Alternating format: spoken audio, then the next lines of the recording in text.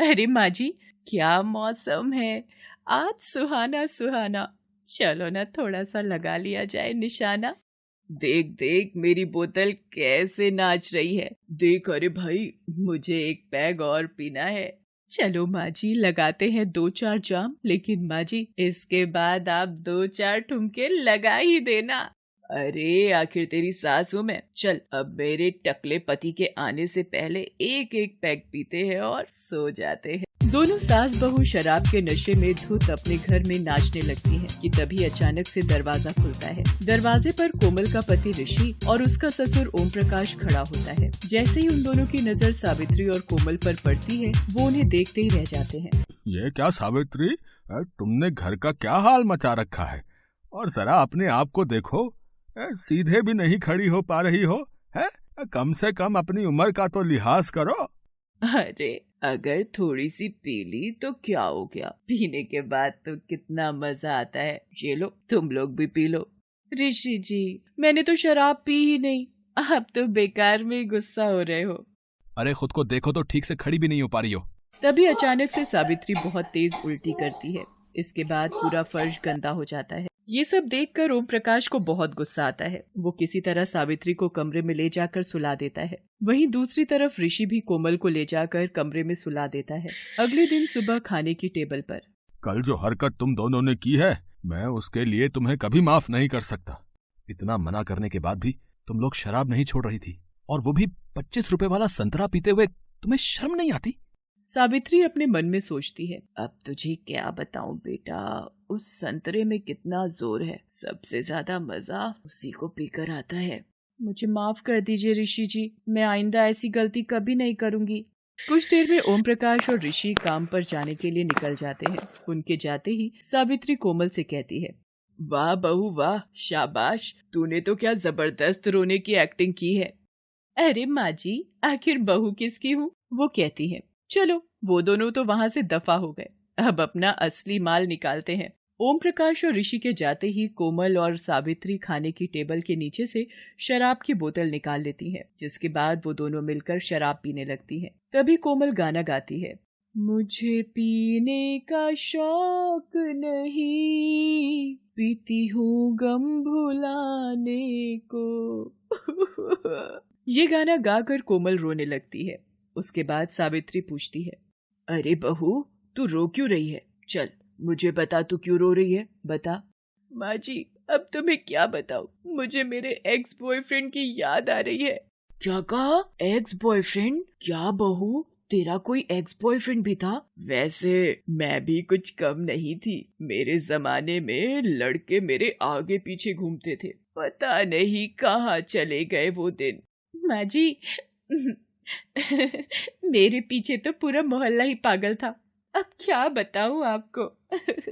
आखिर तू मेरी बहू है, मुझसे कम थोड़ी निकलेगी।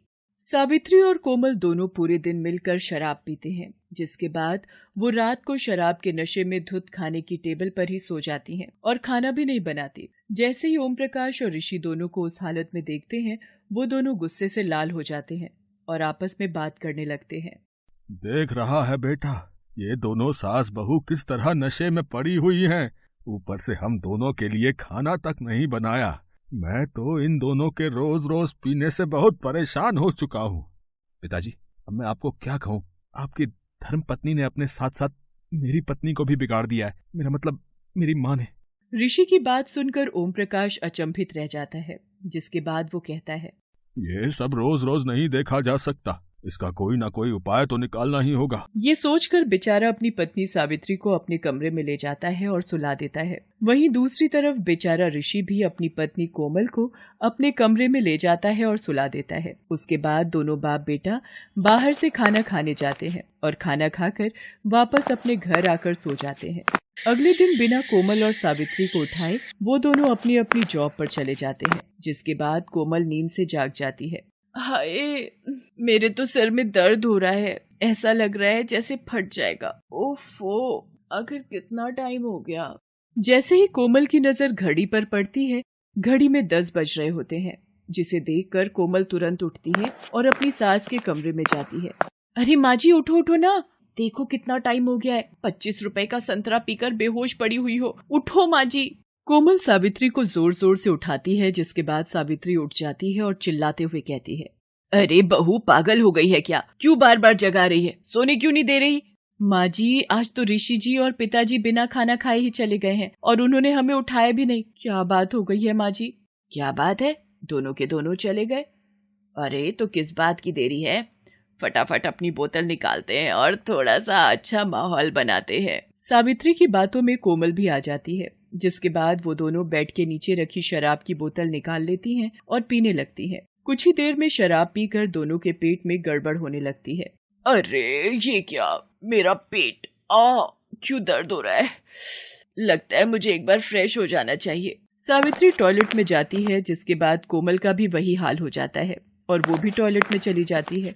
जैसे ही दोनों सास बहू वापस बाहर आती हैं, उन्हें दोबारा से पेट में दर्द होने लगता है। ऐसे ही उनके दिन भर 50 बार चक्कर लग जाते हैं और उनकी बहुत बुरी हालत हो जाती है। तभी कोमल रोते हुए कहती है, अरे माँ जी, ये सब क्या हो रहा है? मेरी तो बहुत बुरी हालत हो गई है। ऐसा मन हो रहा है कि बस टॉयलेट में ही अपना कमरा बना लूं। अरे बहू, मेरा भी वही हाल है। मेरा पेट दर्द कर रहा है, मैं दोबारा से जा रही हूँ। वो उठकर दोबारा से टॉयलेट में चली जाती है। ऐसे ही करते करते उनका बहुत बुरा हाल हो जाता है। जैसे ही शाम को ओम प्रकाश और ऋषि ऑफिस से वापस आते हैं, तो वो कोमल और सावित्री को खाने की टेबल पर बहुत उदास बैठा हुआ देखते हैं।